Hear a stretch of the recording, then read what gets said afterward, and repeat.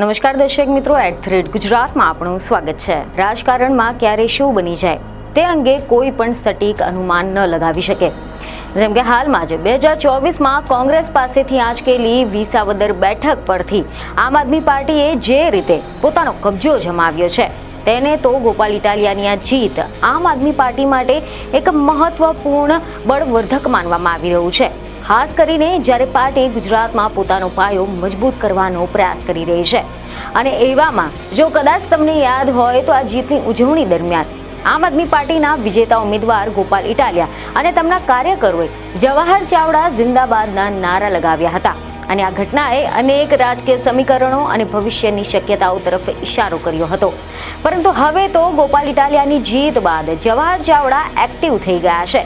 જી હા, સમાચાર એવા મળી રહ્યા છે કે સમસ્ત વિસાવદર તાલુકા આહિર સમાજ દ્વારા જાંબુડા ગામે યોજાયેલ સન્માન સમારોહમાં જવાહર ચાવડા હાજર રહ્યા હતા અને ત્યારબાદ વિસાવદર તાલુકાના મોણિયા ગામે નાગબાઈ માના દર્શન કરવા પહોંચ્યા હતા।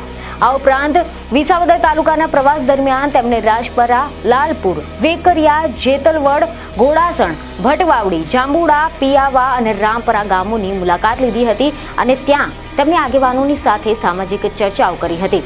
જોકે આ બધી જ મુલાકાતોને લઈને આમ જવાહર ચાવડાની વિસાવદરમાં અચાનક એન્ટ્રીથી હવે અનેક અટકળો શરૂ થઈ ગઈ છે, કારણ કે વિસાવદરની ચૂંટણીમાં આમ આદમી પાર્ટી અને ગોપાલ ઇટાલિયાની જીત થઈ અને આ જીતના બાદ વિસાવદર સહિતના વિસ્તારોમાં મોટા પાયે વિજય સરઘસ કાઢવામાં આવ્યું હતું।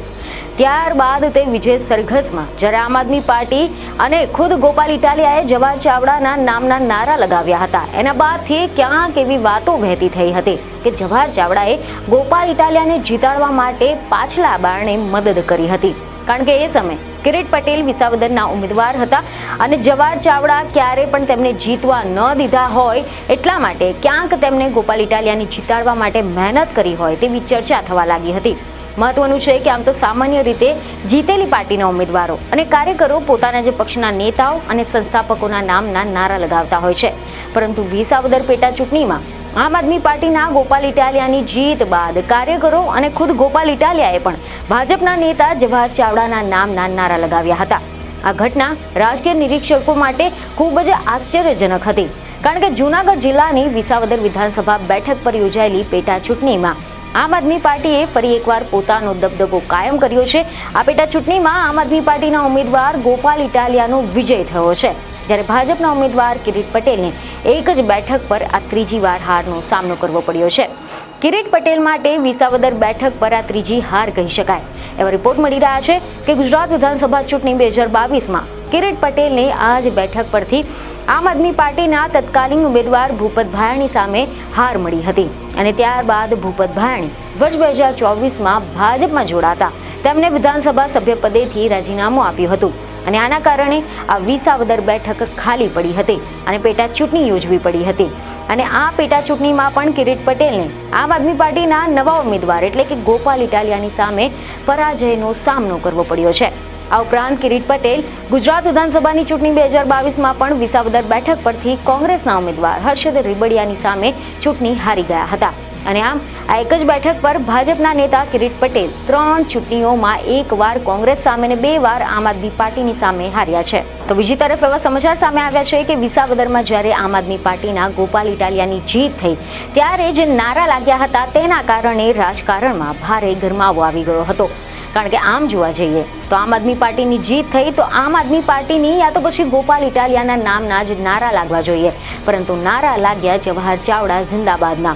ગોપાલ ઇટાલિયાએ પોતે પણ આ જ નારો લગાવ્યો હતો। જવાહર ચાવડા ભાજપના નેતા છે તો એમના નારા કેમ લગાવવામાં આવ્યા તેને લઈને પણ ભારે ચર્ચાઓ શરૂ થઈ ગઈ હતી। એ સમયે એવું કહેવાતું હતું કે પેટા ચૂંટણી જીત્યા પછી ગોપાલ ઇટાલિયાએ છેલ્લો એક દાવ પણ ખેલી નાખ્યો હતો અને પોતાના વિજય સરઘસમાં તેમણે કોંગ્રેસ છોડીને ભાજપમાં જોડાયેલા દિગ્ગજ નેતા જવાહર ચાવડા માટે જિંદાબાદના નારા પોકાર્યા। જૂનાગઢ જિલ્લાની રાજનીતિને ઝીણી નજરે જોનારાનો એવો મત છે કે જવાહર ચાવડાને આમ આદમી પાર્ટીમાં જોડાવાનું આ એક આડકતરું નિમંત્રણ હોઈ શકે છે, કારણ કે ચૂંટણી વિસાવદરમાં હતી અને જવાહર ચાવડાનું કાર્યક્ષેત્ર કેશોદ છે, તેમ છતાં પણ પેટા ચૂંટણીના પ્રચારમાં જવાહર ચાવડા છવાયેલા રહ્યા હતા, કારણ કે ભાજપના ઉમેદવાર કિરીટ પટેલ અને જવાહર ચાવડા વચ્ચેનો રાજકીય કડવાશ એ જગ જાહેર છે। કોંગ્રેસમાંથી ભાજપમાં જોડાયેલા જવાહર ચાવડાને કોઈક મોટી તક ન મળે તેના માટે કિરીટ પટેલ થઈ શકે તે તમામ પેરવી કરી હોવાનું પણ કહેવાઈ રહ્યું હતું. અને આની સાથે જ એવા પણ અહેવાલો સામે આવ્યા કે જવાહર ચાવડાને સ્થાનિક કે પછી જિલ્લાના કાર્યક્રમોમાં આમંત્રણ ન આપવાથી માંડીને તેમની સાથે સલામત અંતર રાખવાની કડક તાકીદને લીધે ભાજપના કાર્યકરો પણ દૂર રહેતા હતા. અને આથી જ કરીને દિગ્ગજ નેતા એકલા પડી ગયા હોવાની છાપ ઉપસે છે. ભાજપમાં જોડાયા પછી ન તો તેમને ટિકિટ મળી કે ન તો સંગઠનમાં કોઈ મોટો હોદ્દો મળ્યો. એના પછી જવાહર ચાવડાનો હરિરસ પણ ખોટો સાબિત થઈ રહ્યો હતો. તેમણે આના અગાઉ પણ કિરીટ પટેલના ભ્રષ્ટાચાર સામે પત્રિકા યુદ્ધ છેડી દીધું હતું, જેને ભાજપ હાઈકમાન્ડે પણ નજરઅંદાજ કરી નાખ્યું હતું.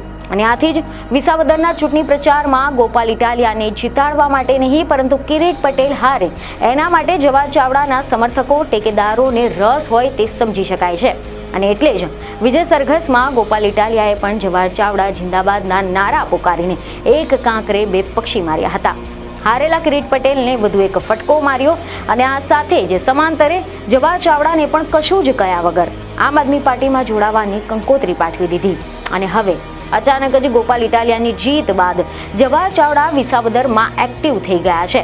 તેમની આ એન્ટ્રીથી અનેક નવી અટકળો શરૂ થઈ ગઈ છે. ત્યારે જોવાનું રહેશે કે વિસાવદર સહિત જૂનાગઢમાં ભાજપમાં કંઈક નવા જૂની થવાની છે કે નહીં. પરંતુ ત્યાં સુધી અમારા વિડીયોને લાઇક અને શેર જરૂર કરજો. બીજને ખબરો સાથે ફરી મળીશું. ધન્યવાદ.